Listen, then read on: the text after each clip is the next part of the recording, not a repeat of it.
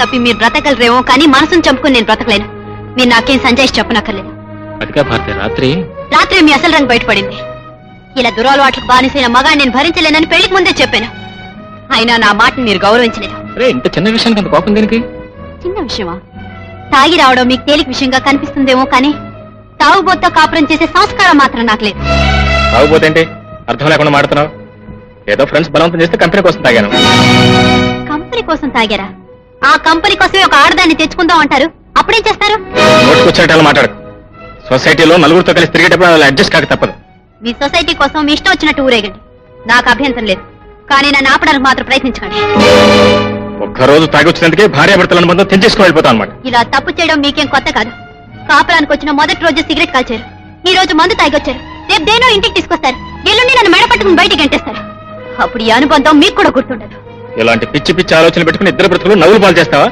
నాలుగోళ్ల మధ్య మీతో రాజీపడి బ్రతుకుతూ నరకం అనుభవించడం కంటే నలుగురిలో నవ్వులు పాలైనా పర్వాలేదు. ఏమిటి అనుభవిస్తున్న నరకం? లోకంలో ఏ ఆడద పడిన కష్టాలు నువ్వే పడుతున్నావా? అసలు నేను చిత్రహింస పెడుతున్నట్టు మాడతావేంటి? ఇంతకంటే ఏం కావాలి? నన్ను కారులో తిప్పమని కానీ మేళ్ళలో కాపురం చేయించమని కానీ ఏనాడు మిమ్మల్ని అడగలేదు. నా భర్త అందరు మగాళ్ళ ఉండకూడదన్నాను, ఏ దూరంలో అట్లు ఉండకూడదన్నాను.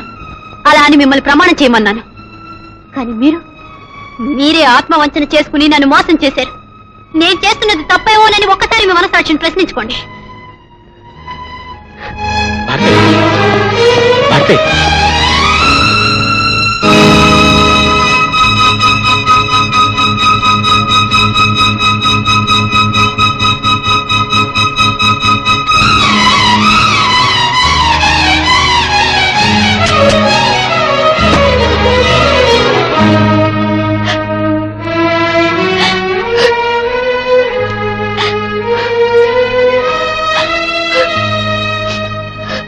నాన్న మీరా ఇదేనా రావడం?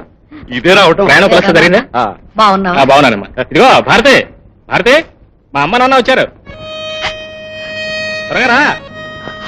వస్తున్నానండి.